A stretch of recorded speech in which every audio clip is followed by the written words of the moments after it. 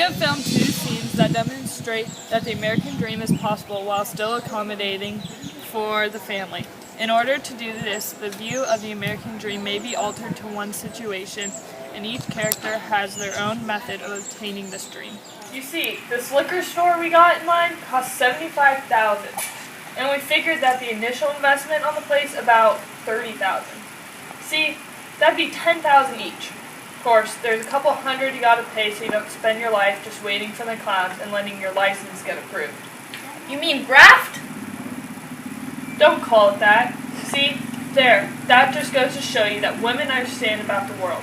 Baby, nothing happened for you in this world unless you pay somebody off. Walter, leave me alone and eat your eggs because they're going to be cold. That's it. There you are. Man says to his woman, I got a dream. His woman say, eat your eggs. Oh. Man say, I gotta take hold of this here world, baby. And a woman will say, eat your eggs and go to work. Man say, I gotta change my life. I'm choking to death, baby. And this woman say, your eggs is getting cold.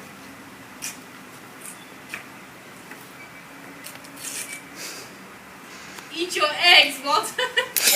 Damn my eggs. Damn all the eggs that ever was. Then go to work, Walter. See, I'm trying to talk to you about myself. And all you can say is eat them eggs and go to work. Honey, you never say something new. I listen to you every day, every night, and every morning, and you never say nothing new. So, would you rather be Mr. Arnold than be his chauffeur? So, I would rather be living in Buckingham Palace. That is just what's wrong with colored women in this world. Don't you understand about building their men up and making them feel like somebody? Like, can they just do something? There are colored men who do things. No thanks to the colored woman. Well, being a colored woman, I guess I don't help myself much. Struggles with the reality of possibly having to move into a white community where they are unwanted. When they are approached by a man who tries to convince them to move, they stand strong together to move forward in what they believe is right for them. At this point in time, it is rare for minorities to stand up to the majority, so this was a big deal for the family. Walter had strong hope to live out the American dream and give his situation. He did his best and paved his own way to his American dream.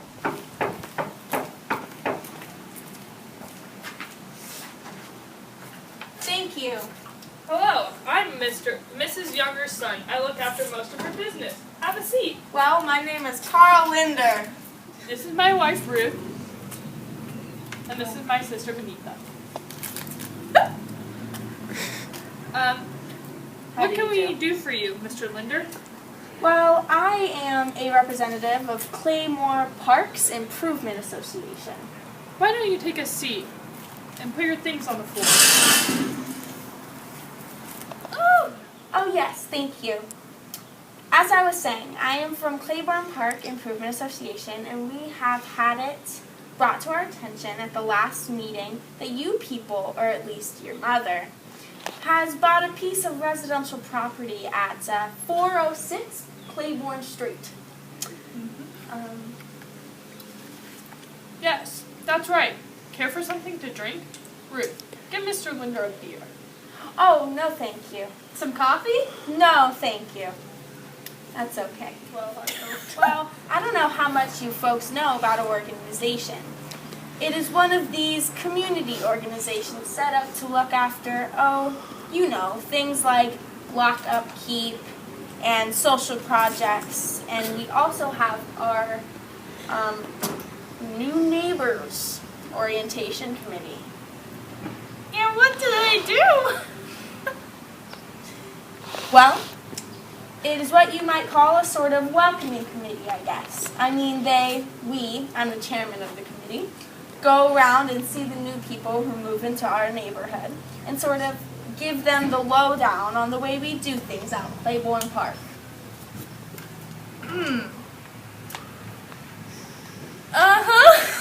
And we also have the category of what the association calls community problems. Oh, and what are those? girl, let the man talk. Well, thank you. I would sort of like to explain this in my own way. I mean, I want to explain it to you in a certain way. Go ahead. Yes, well, I'm going to try to get right to the point. I'm sure we'll all appreciate that in the long run. Yes. Be still now. Well, now that's right. Would you like another chair? You don't look comfortable.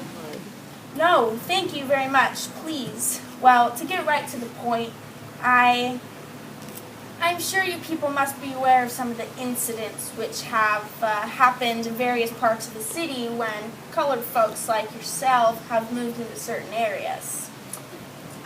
Well, because we have what I think is going on to be a very unique type of organization in America, community life, not only do we deplore that kind of thing, but we are trying to do something about it. We feel that most of the trouble in this world, when you come right down to it, most of the trouble exists because people just don't sit down and talk to each other. Mm-hmm. You can say that again. That we don't try hard enough in this world to understand the fellow problems and the other guy's point of view. That's right. Yes, that's the way we feel in Claiborne Park, and that's why I was elected to come here this afternoon and talk to you fine folks. Friendly, like, you know, the way people should talk to each other, and see if we couldn't find some way to work all this stuff out. As I say, the whole business is a matter of caring about the other fellow.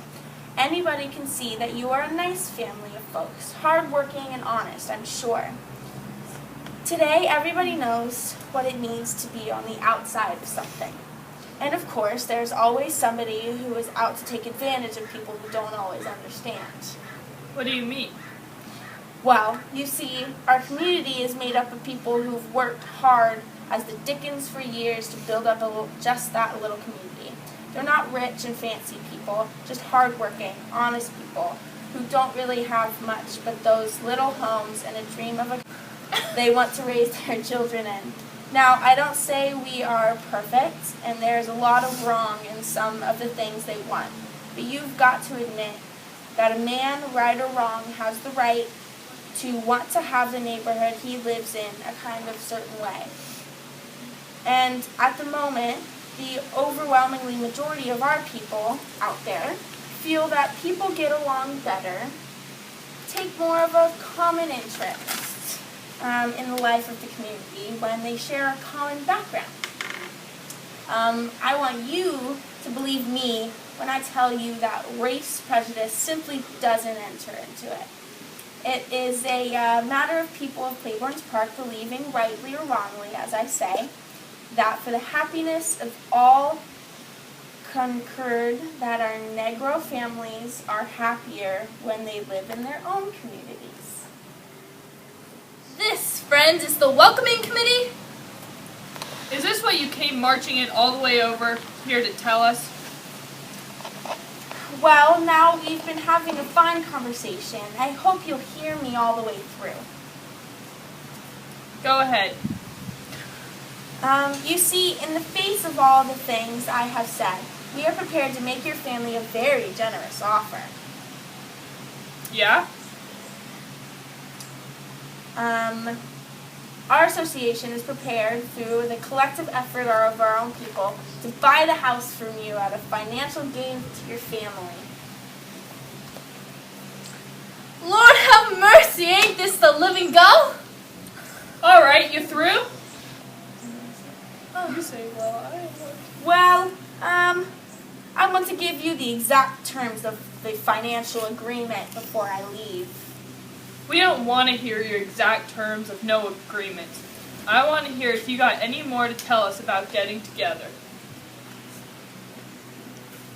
Well, I don't suppose that you feel Never mind how I feel. You got more to say about how people ought to sit down and talk to each other? Get out of my house, man.